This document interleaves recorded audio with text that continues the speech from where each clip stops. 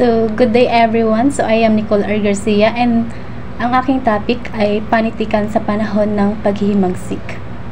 So, dito po is makikilala po natin kung sino si Andres Bonifacio, and yung sa akin po is yung buhay lang po na Andres Bonifacio, and yung mga akda naman po niya is ang magre-report po nun ay si Jelly Tulagan.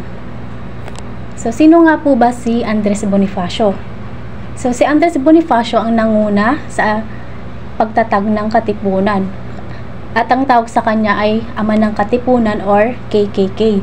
So, isinilang si Andres Bonifacio sa Tondo, Manila noong Nobyembre 30, 1863. So, ang mga magulang niya ay sina Santiago Bonifacio at Catalina de Castro. So, ang buong pangalan ni Andres Bonifacio ay Andres Bonifacio y de Castro. So, 6 silang magkakapatid. So, si Andres Bonifacio ang panganay. So, maaga silang naulila, at nung naulila po sila, o nung namatay yung mga magulang nila, is Andres Bonifacio yung tumay yung magulang ng kanyang mga kapatid. So, si Andres Bonifacio ay 14 na taon pa lamang noon. So, napilitan si Andres Bonifacio na tumigil sa pag-aaral at maghanap buhay para tustusan yung pangangailangan ng kanyang mga kapatid. So, gumawa siya ng abanikong abaka at pinagbenta niya to sa Misik Todo, at nasubukan niya ring gumawa ng mga karatula o mga paskil para sa mga bahay kalakal. So, naging mensahero din si Andres Bonifacio sa isang kumpanya na Fleming and Company. So, dahil sa pagtsatsaga ni Andres Bonifacio at katapatan niya sa kanyang trabaho ay hinirang siyang pinakamahusay na ahente sa kumpanya. Pero hindi naman nagtagal ay umalis din si Andres Bonifacio sa kumpanyang yun dahil sa baba ng sahod. At lumipat naman siya sa isa pang kumpanya na Frisell and Company bilang ahente. So, nagsumikap si Andres Bonifacio upang mapalawak ang kanyang kaalaman. So, binasa ni Andres Bonifacio ang dalawang famous novel ni Rizal, yun yung No Limitang Ngere at El Filibusterismo. So, binasa rin ni Andres Bonifacio ang Les Miserables, The Wandering Jew, and binasa niya rin yung mga buhay ng mga naging pangulo ng Amerika, ang revolusyon ng Pransya at iba pa.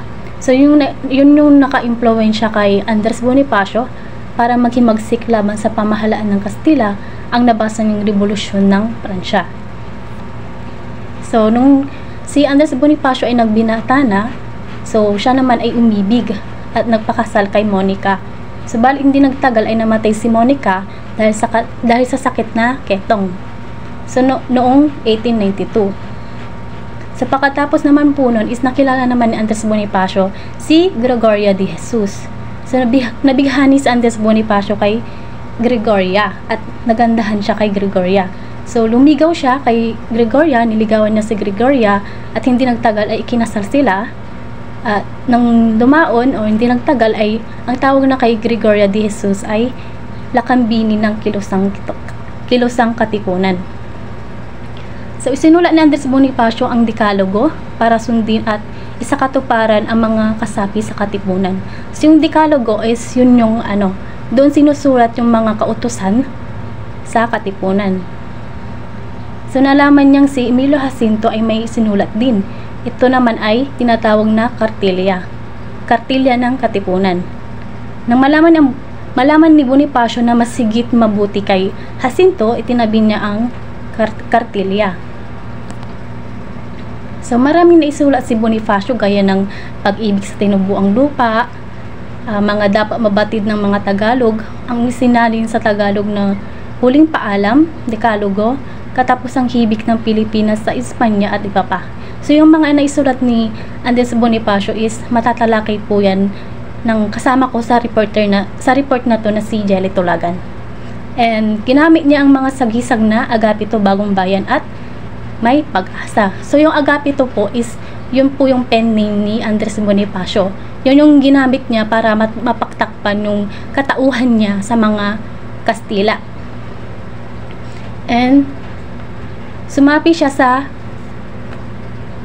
La Liga Filipina, isang samahang itinatag ni Jose Rizal.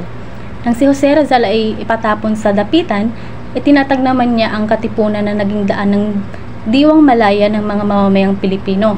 So nung patapon kay Jose Rizal sa Dapitan, isinimula naman ni Andres Bonifacio na itatag ang katipunan na naging daan para magkaroon ng kalayaan yung mga Pilipino noon. Sa katipunan, ginamit niya ang sagisag na magdiwang.